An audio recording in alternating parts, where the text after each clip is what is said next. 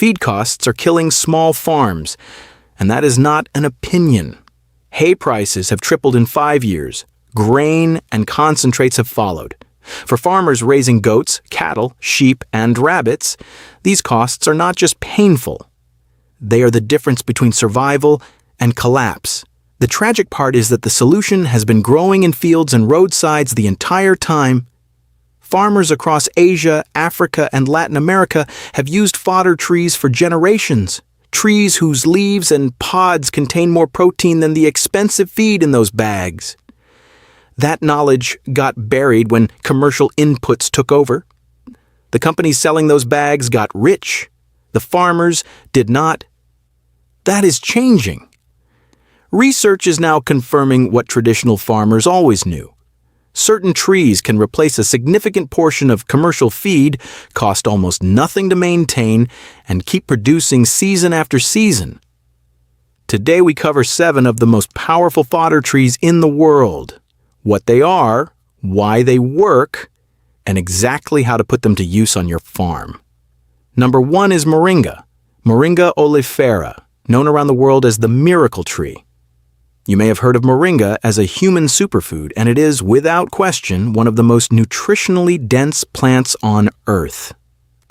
But what most livestock farmers do not know is that Moringa is also the single highest protein fodder tree researchers have ever tested. The crude protein content sits at 28.6%. To put that in perspective, lucerne, alfalfa, which most high-performing livestock operations rely on as their premium fodder, comes in at around 18 to 22% crude protein depending on the cut. Moringa beats it. Moringa beats everything, and the value does not stop at protein. Moringa leaves are packed with essential amino acids, the building blocks of muscle and milk production. They contain vitamins A, B, C, and E, and are rich in calcium, potassium, and iron. In short, a complete nutritional package wrapped in a leaf. From a farming perspective, this tree gets even more impressive. Moringa is not a slow grower you wait years for. Under good conditions, it reaches 3 to 5 meters in its first year. Cuttings can be planted directly into the ground, and results come fast. Once established, you harvest it repeatedly, cut it back to about 1 meter, and it flushes again with fresh, protein-rich growth in just a few weeks. This process is called coppicing, and Moringa is one of the best trees in the world for it. Your animals receive premium nutrition, and the tree keeps producing. Moringa works brilliantly for dairy cattle, goats, sheep, and rabbits. Farmers who have introduced it into their feeding systems report improved milk production, healthier coats, better weight gain, and more vigorous animals overall. And here's something almost no one mentions. The same leaves feeding your animals can be dried and used in your own kitchen. One tree simultaneously cuts your feed bill and improves your family's nutrition. That is a win on every level. Number 2 is Leucaena. Leucaena leucocephala, the protein powerhouse. With a crude protein content of around 24.5%, Leucaena sits right behind Moringa in feeding value, and it carries additional properties that make it incredibly valuable on a working farm. Leucaena is a nitrogen-fixing tree. It takes nitrogen from the atmosphere and locks it into the soil through its root system. Wherever Leucaena grows, the soil improves alongside it. Farmers who integrate Leucaena into their pasture systems find that surrounding grasses become more vigorous and more productive because the nitrogen Leucaena deposits feeds the pasture directly. High-quality livestock fodder and a living soil improvement system, running simultaneously from a single planting. For livestock, Leucaena is particularly well-suited to cattle and goats. It has been used extensively in tropical silvopasture systems, pasture designs that intentionally combine trees and grasses, and research has consistently shown that animals with access to Leucaena alongside pasture grass perform significantly better than animals on grass alone. Weight gain improves in quality and quantity. Milk production climbs. There is one important pro tip here. Leucaena contains a compound called mimosine, and animals that consume too much too quickly can develop problems including hair loss and reduced fertility. The answer is not to avoid Leucaena, it is to manage it carefully. Introduce it gradually. Keep it to no more than about 30% of total daily intake when starting out. Harvest young, tender growth, which carries lower concentrations of problematic compounds and higher nutritional value. Managed properly, Leucaena is among the most valuable fodder trees available to any livestock farmer. Number 3 is Gliricidia, Gliricidia sepium, and this tree has a reputation that surprises farmers encountering it for the first time. Across West Africa, Central America, and Southeast Asia, Gliricidia has long been the farmer's closest companion in the field. It is a fast-growing tree that can reach 10 to 12 meters in height, but is almost always managed much shorter for fodder. Gliricidia is famous above all else for its role as a living fence. Rather than building wooden or metal fencing, which costs money, demands labor, and eventually rots or rusts, farmers plant Gliricidia cuttings along their boundary lines. Those cuttings root, grow, and form a living boundary that continuously provides fodder. Every time you trim your fence line, you are feeding your animals. It is one of the most elegant farming systems in existence. Like Leucaena, Gliricidia fixes nitrogen, actively improving the soil it grows in. Its leaves are rich in nitrogen and make excellent green manure for vegetable gardens and crop fields whenever there is surplus. The most exciting research on Gliricidia in recent years has come from dairy systems. Studies showed that feeding Gliricidia forage to dairy cows increased not only total milk yield, but also milk fat content. For farmers selling milk by quality or producing their own dairy products, higher fat means higher value. This tree makes your milk richer. Gliricidia performs well for cattle, goats, and sheep. It tolerates drought, establishes readily from large cuttings, and resprouts vigorously after cutting. A multi-purpose tree that solves your fencing problem and your feed problem at the same time belongs on almost every farm. Number 4 is Mulberry, Morus alba. And this one catches farmers off guard because most people connect mulberry to fruit production or silkworm farming. The reality is that mulberry leaves rank among the most palatable and digestible fodder sources available for livestock anywhere. Crude protein content sits at around 24.1%. But beyond the numbers, what sets mulberry apart is palatability.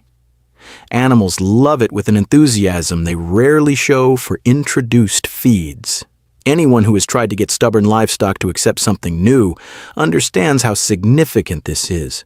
Mulberry eliminates that battle entirely.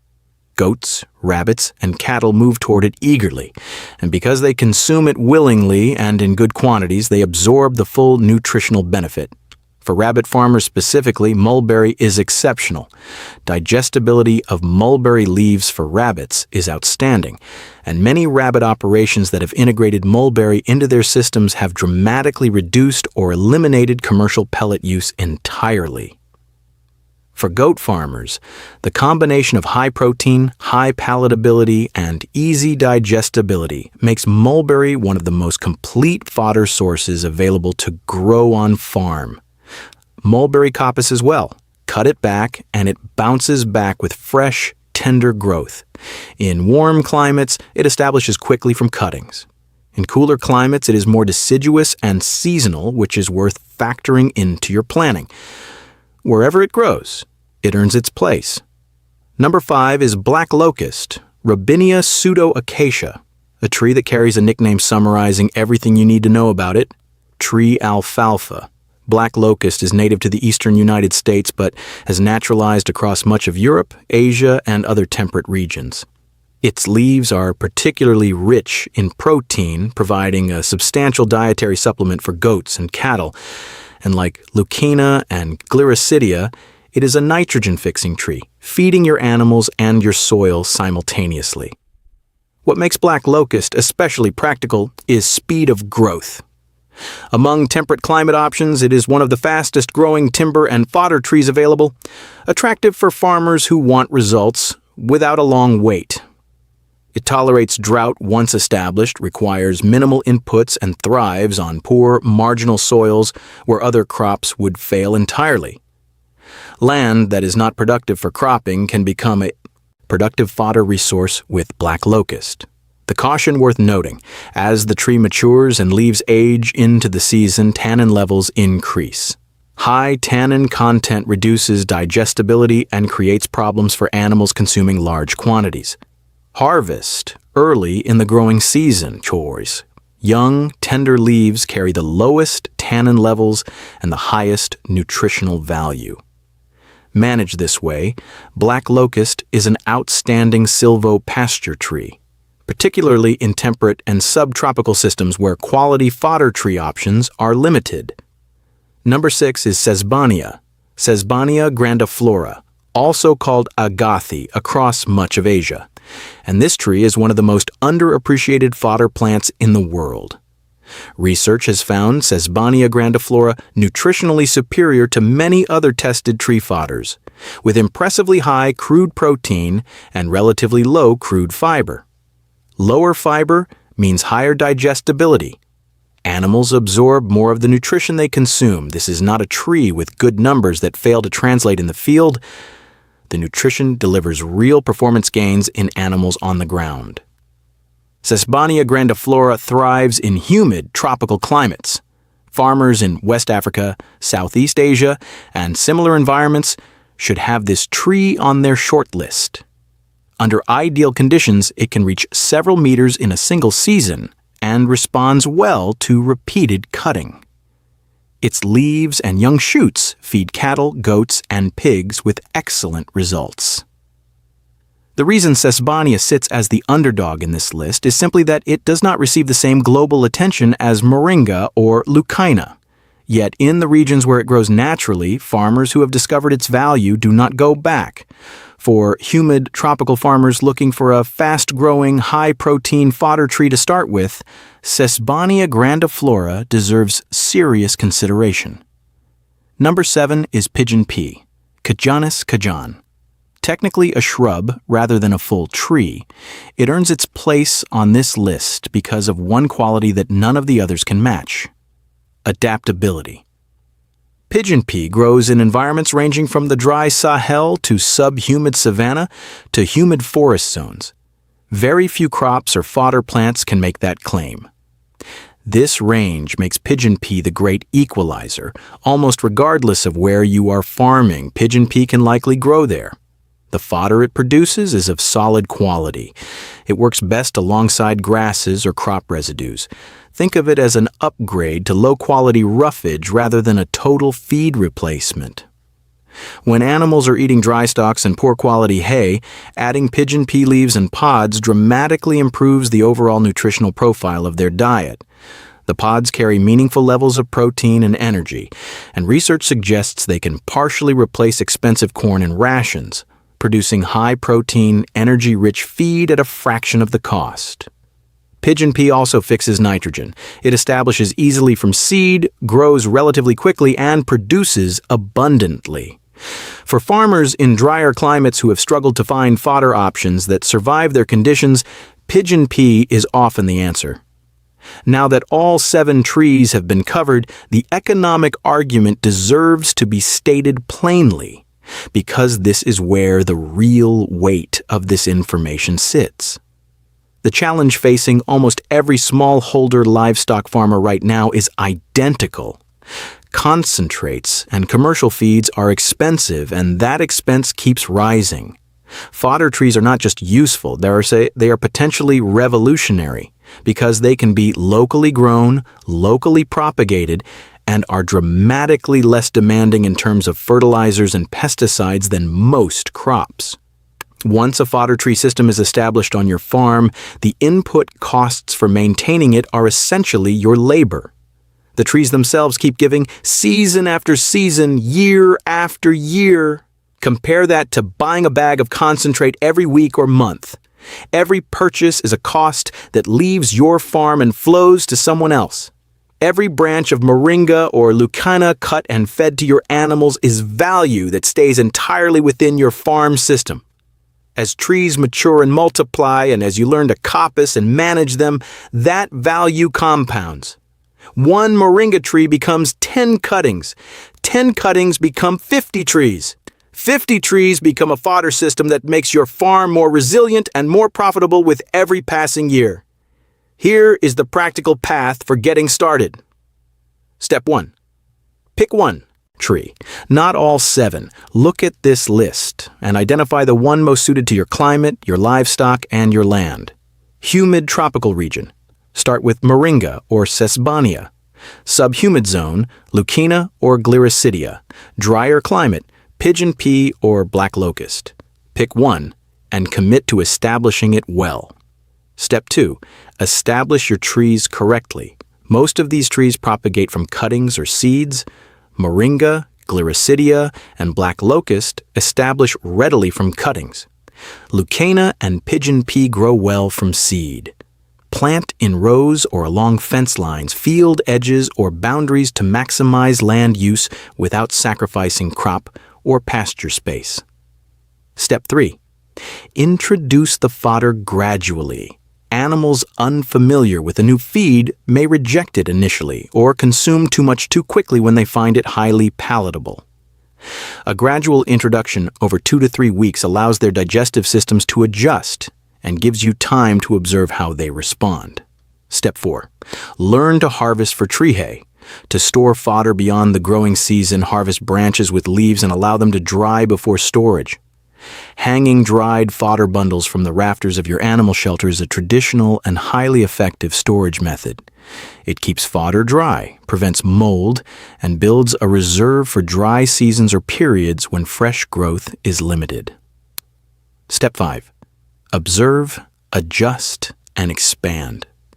Notice how your animals respond. Are they consuming eagerly? Is coat condition improving? Is milk production holding or rising? Use what you observe to guide your expansion.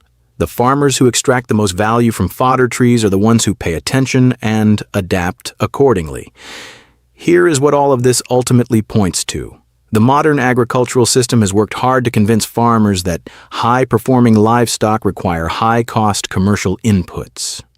Those inputs have their place, but the idea that excellent animal performance is impossible without them is simply not true.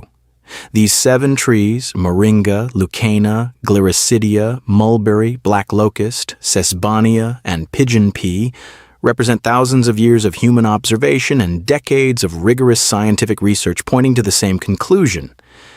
Nature has already produced what your animals need. You just need to plant it. The farmer who plants one moringa tree today, cares for it, harvests it, propagates it, and builds a fodder system around it, is making an investment that pays dividends for years, possibly decades. The farmer who keeps walking past the feed store month after month, year after year, paying rising prices for the same bag, is making a different choice. There is nothing wrong with commercial feed where it makes sense.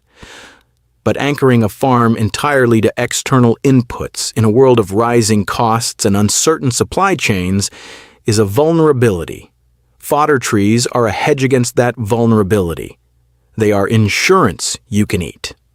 Your challenge this week is simple. Pick one tree from this list, find out how to source seeds or cuttings in your area, and plant it. Just one. Because every great fodder system on every thriving farm in the world started with one tree. Subscribe to this channel and hit the bell. Practical, research-backed, farming knowledge comes out every single week here. The kind that actually moves the needle on a real farm. Drop a comment below telling me which of these 7 trees excites you most and what livestock you raise. Every comment gets read, and your response shapes the content made next. Share this video with one farmer struggling with feed costs right now, because this information could genuinely shift their situation. See you in the next one.